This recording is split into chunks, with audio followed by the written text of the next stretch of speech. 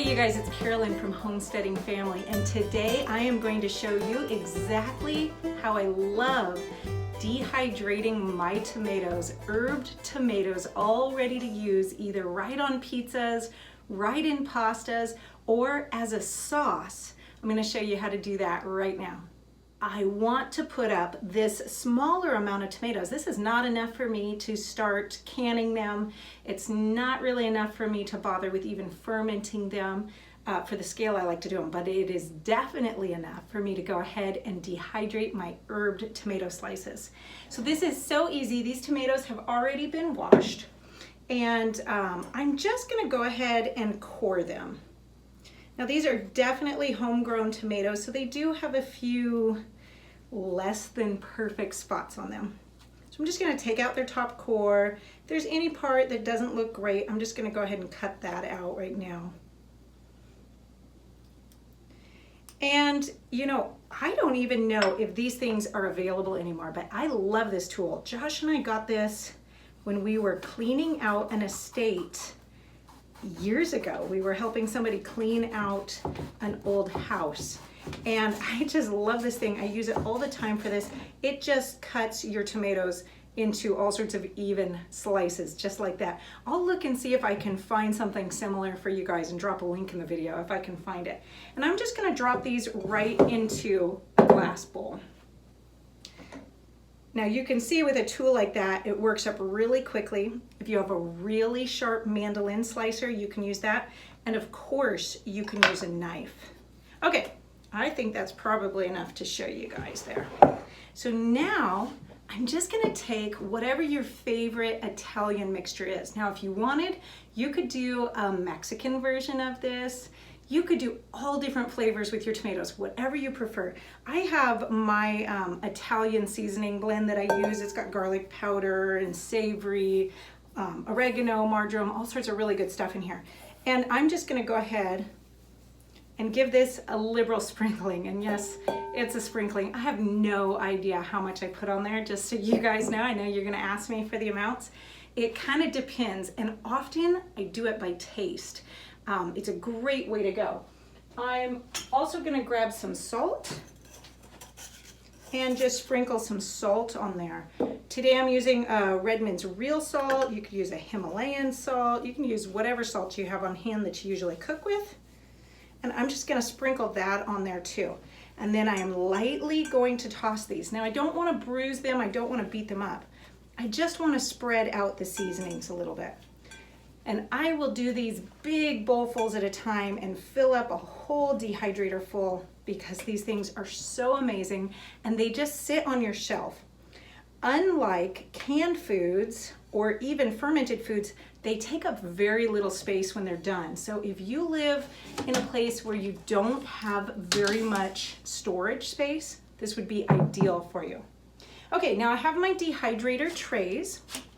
If you don't have a dehydrator, you could, if you live in a dry climate, you could do these right out in a shady part of your yard. If it's warm and dry, you would want to cover them with a gauze, like a cheesecloth or something, to make sure the insects don't have access to them.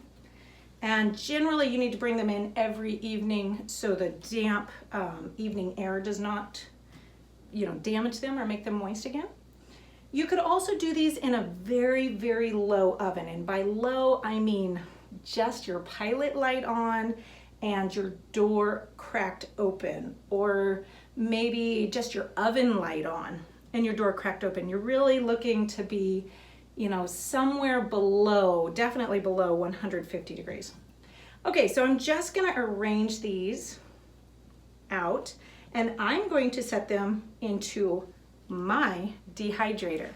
Now, these are going to take quite a few hours to do. They are sliced, but tomatoes are very damp. They have a lot of moisture in them. We are looking to get them to the crispy stage. Remember, when you're checking if your dehydrated foods are dry enough, you need to remove them from the dehydrator or from the oven or from the heat of the yard and let them come to a normal low room temperature before you test. And the reason is, food is often a lot more pliable when it's warmer. So you need to let it come down in temperature a little bit so you know how crispy or non-crispy it actually is. You're looking for it to be pretty crispy in this case. You want it all the way dry because you want something that's gonna really, really last you through the winter. Okay, let's go look at some that I already have done.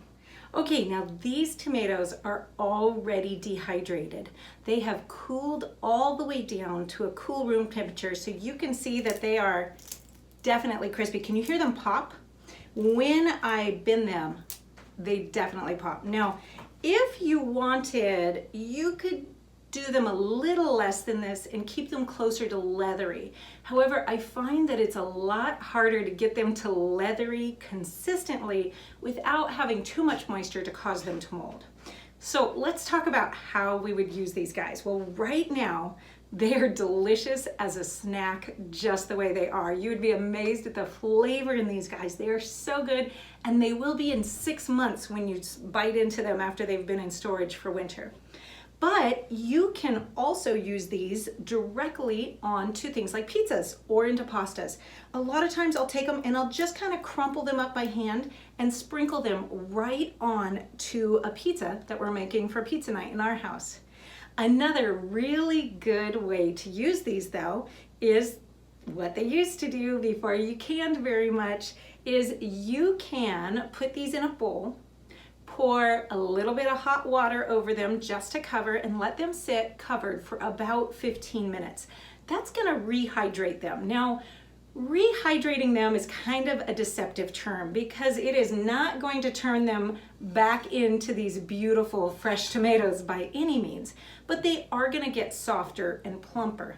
At that point, you can choose to either mash them up, put them in a blender, put them in a food processor, and create a delicious tomato sauce. Now the great thing about it is because you've already removed all of the moisture at this point, as long as you don't use too much moisture to rehydrate them, you're gonna have a nice, thick, chunky sauce right away. Guys, enjoy. Oh, let's talk about how to store them real fast. I like to keep them in a large jar. I can just put the lid on, keep them airtight. It is best, especially if you live in a humid environment, that you do put them in slightly warm.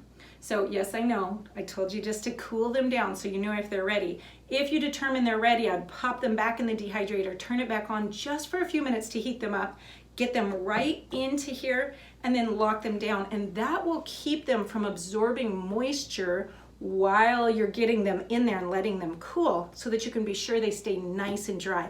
Remember, moisture is the enemy of dehydrated food, and if you get moisture in this jar while it's on the shelf, it will mold and will ruin your entire batch, and you definitely don't want that. I know that.